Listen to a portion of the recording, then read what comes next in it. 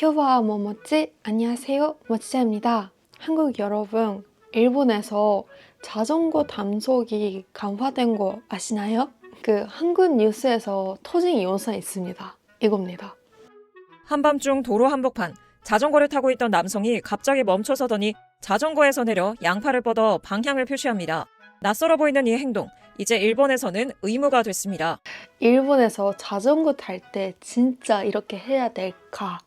오늘은 자전거에 대해 좀 얘기할까 합니다. 2026년 4월 1일부터 자전거 교통 위반에 범칙금을 부과하는 전색 딱지 발부 제도가 일본 전국에서 시행됐습니다. 스마트폰을 보면서 운전하거나 신호 위반 등의 범칙금이 부과되니 같이 교통 법규를 확인합시다. 저는 한국 사람이니까 괜찮아 이거는 아닙니다. 16살 이상의 외국인도 예외 없습니다. 예를 들어 우산은 어떻게 해야 될까? 이어폰은 어떤가? 좌회전 시 수시호, 즉 손으로 방향을 표시, 이거를 해야 될까? 오늘은 제가 설명드리겠습니다. 저도 공부를 했습니다. 애초에 자전거는 기본적으로 차로 분류됩니다. 일본에서 자전거를 타다가 보행자를 치었거나 부딪힌 교통사고 건수는 2025년에 300건 이상입니다. 그리고 전색 딱지의 대상인 위반 행위는 100 종류 이상입니다. 많죠?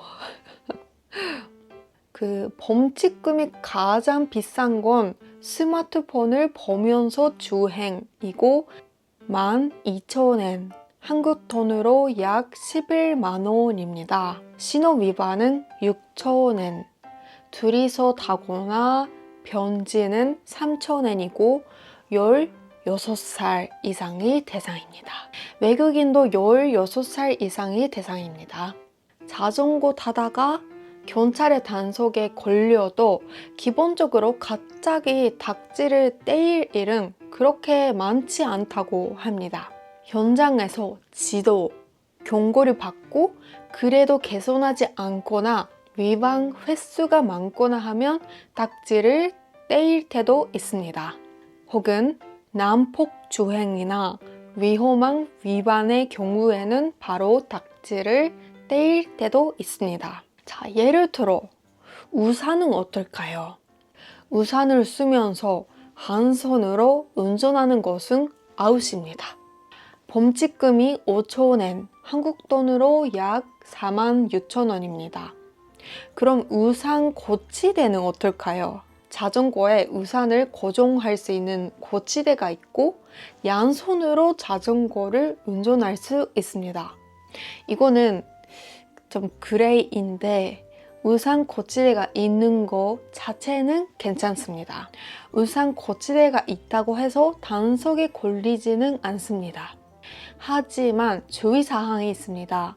우산 각도 때문에 앞에 잘 안 보이거나 강풍으로 우산이 흔들리거나 할 때 안전 의무 위반으로 단속에 걸릴 수도 있습니다. 우산 고치대를 쓰는 것만으로 아웃은 아니지만 사용법은 조심해야 합니다. 그럼 이어폰을 끼면서 운전은 어떨까? 아까도 설명드렸지만 주변의 소리가 안 들려서 위험하기 때문에 사고로 이어질 수가 있습니다. 그래서 아웃이고 범칙금 5,000엔, 한국 돈으로 약 46,000원입니다. 그럼 한쪽 귀에만 이어폰을 사용하는 건 어떨까요? 안전운전에 필요한 소리가 잘 들린다면 위반은 아닙니다. 하지만 한쪽 귀에 음악이나 소리에 집중해버리면 안전 의무 위반이 됩니다. 그 다음에 인도를 자전거로 주행하는 건 어떨까요? 기본적으로 안 됩니다. 몇 개 예외가 있습니다. 예를 들어 이 인도는 자전거 주행해도 된다.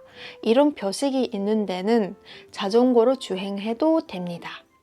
그리고 차로 공사 중이나 차로가 좁거나 교통량이 많은데 이런 데에서는 인도를 주행해도 됩니다. 그리고 13살 미만, 초등학생 이하죠. 혹은 70살 이상은 인도를 주행해도 됩니다. 왜냐면은 어린이는 차로에서 주행하면 차 운전자가 인식하기 어렵고 위험하니까 인도를 주행해도 됩니다. 그리고 어르신은 재료적으로 자연스럽게 천천히 주행하기 때문에 인도를 주행해도 된다. 이렇게 돼 있습니다. 일반 사람들은 범칙금 6,000엔이니까 인도를 주행하면 안 된다는 게 기본이라는 걸 기억하시면 됩니다.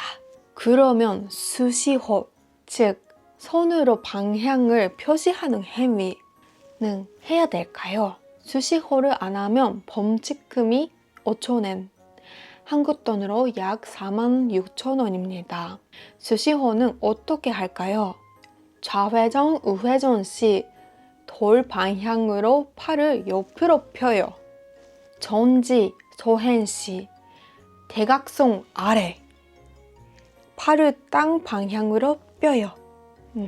그 다음에 헬멧은 꼭 해야 될까요?